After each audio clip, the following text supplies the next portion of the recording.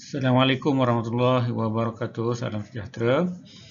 Okey, murid, kita bertemu lagi dalam PDPR bagi mata pelajaran Pendidikan Kesihatan tahun 5. Kali ini dalam unit 13 berkaitan elakkan kemalangan. Fokus tajuk kita kepada punca melecur dan melecet.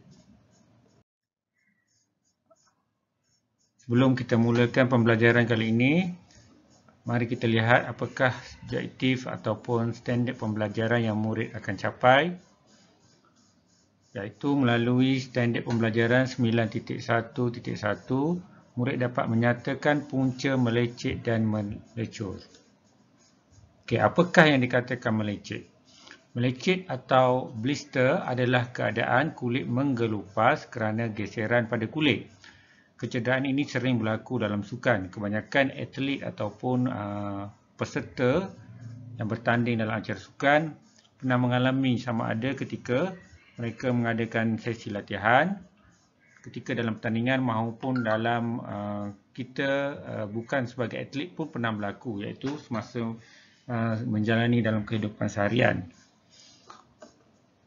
Melecur pula adalah didefinisikan sebagai melepuh, seperti kulit kena air panas ataupun menggelupas, menggelembung dan seperti kulit yang berair. Apakah sebenarnya melecet dan bagaimana luka melecet boleh berlaku?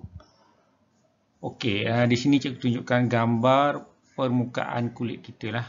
Dari segi saintifik, kulit kita ada beberapa lapisan. Kalau yang paling atas sekali ni yang dipanggil epidermis, di bahagian tengah itu dermis dan hypodermis, ya. Dan di atas tu kalau kita nampak itu bulu roma kita lah. Sebenarnya kulit kita ni lembut, ya. Kalau kita murid-murid dapat rasakan, ya, di bahagian kulit pun kalau cubit tu itulah bahagian kulit kita, ya.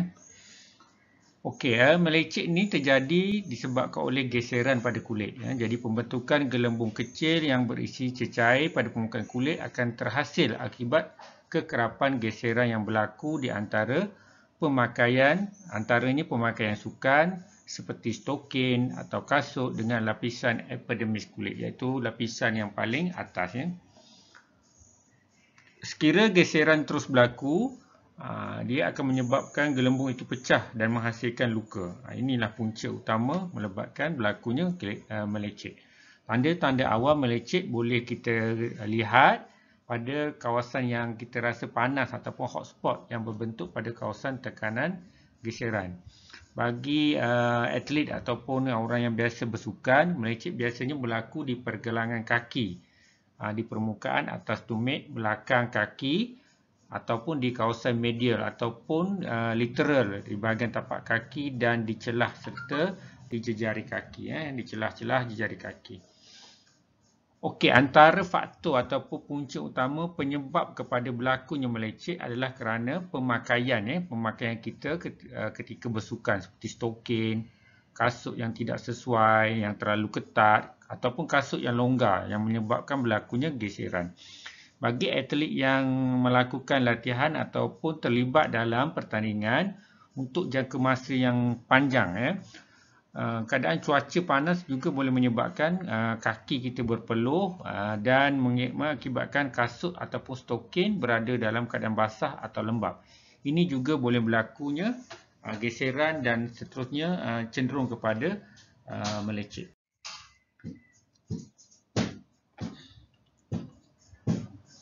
Ini gambar yang murid dapat lihat dan juga murid dapat tengok juga dalam buku teks bagaimana proses ataupun keadaan boleh berlakunya melecet, ya. Kalau kita lihat mereka berjoging, ya.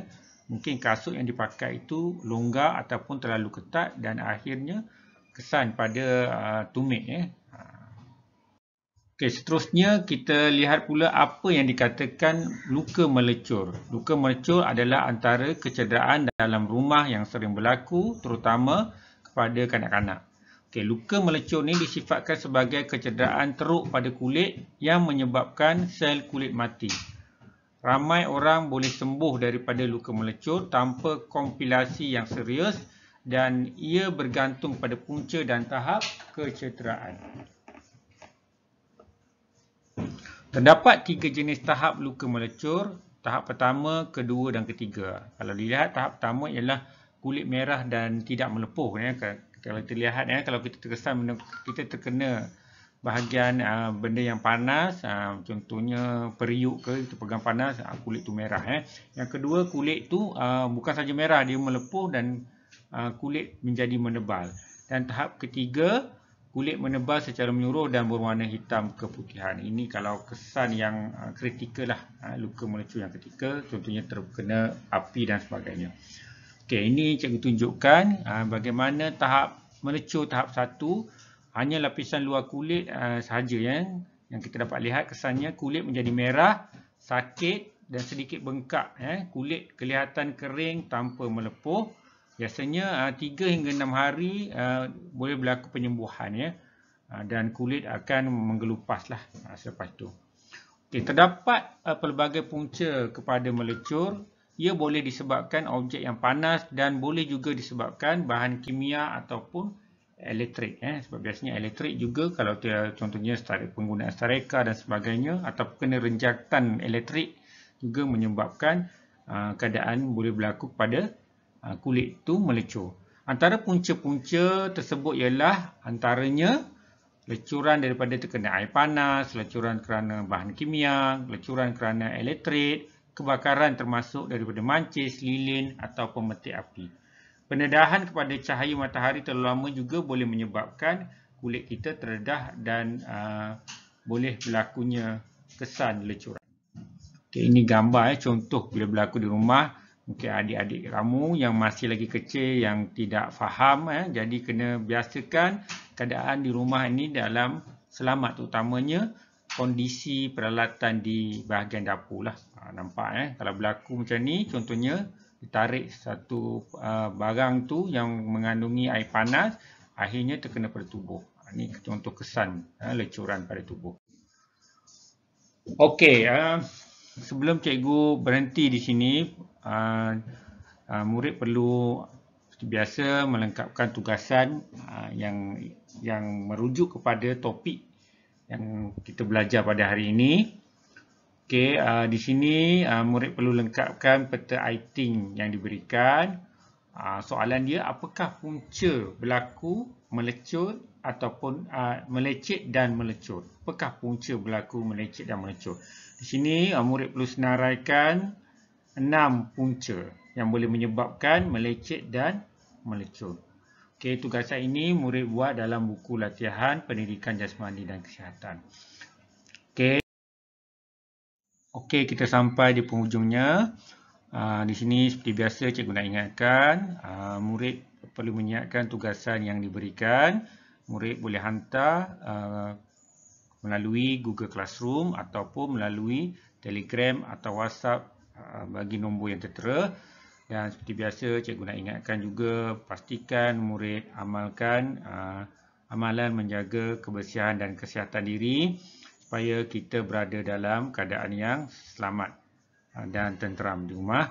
Jadi kita jumpa lagi pada pelajaran yang akan datang pada minggu berikutnya. Sekian, wabillahi taufiq wa hidayah. Assalamualaikum warahmatullahi wabarakatuh. Kita berjumpa lagi. Bye bye.